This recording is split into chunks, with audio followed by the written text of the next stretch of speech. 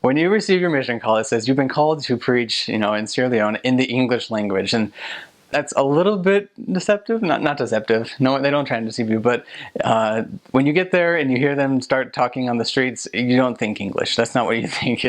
They speak Krio, it's spelled Krio. There are a lot of places that you'll hear that have Creole languages, like a French Creole or a Haitian Creole or something like that.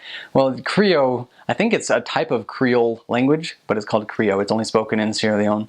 It's similar to some other pidgin languages. It kind of resembles the way they talk in Nigeria, a little bit how they talk in Jamaica. But when you go there and you first walk out on the street and you hear people just chattering back and forth to each other in Krio, you don't understand a thing. It's like, what is this? Like you maybe understand one or two words, but it's because Krio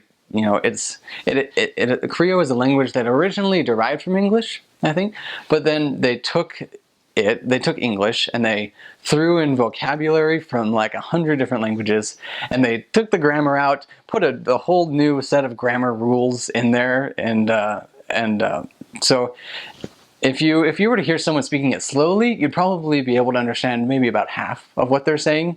You'd hear a few words in there that are like, oh, what does that mean?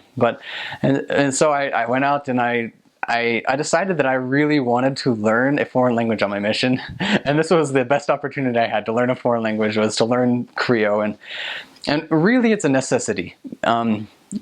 There are some missionaries that pick up on it more quickly and more thoroughly than others, but I would say it's a necessity because although you are preaching in English, and my mission president liked to emphasize that, he wanted us to teach in English as much as we could. But on the streets, it's Krio. Everyone Krio, that's what they speak in their home, that's what they speak in their business, is Krio. And so they do learn English in school, but for those that haven't been to school, like the little kids, and that haven't been to much school yet, they haven't learned a lot of English, because growing up they learned Krio in their house.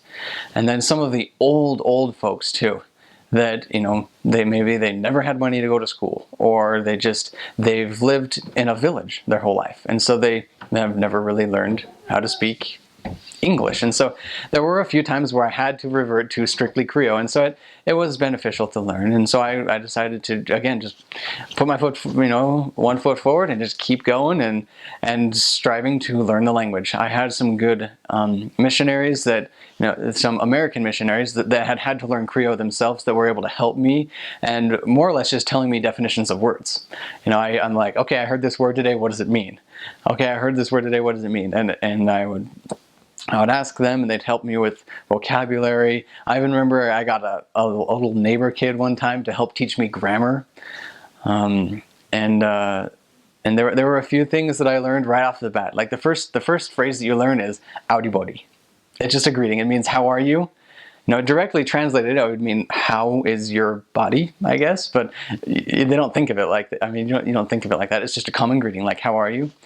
And so you just say "Howdy buddy," and they say "Do body well," or "Fine." Fine is a very common thing there. They say fine for everything. They don't say, "Oh, I'm fantastic," or "I'm great." No, it's fine, fine. Or "Do body well," or "How you they do" is another way of just saying "How are you?" How you they do. You can kind of hear where it comes from, how you are doing, or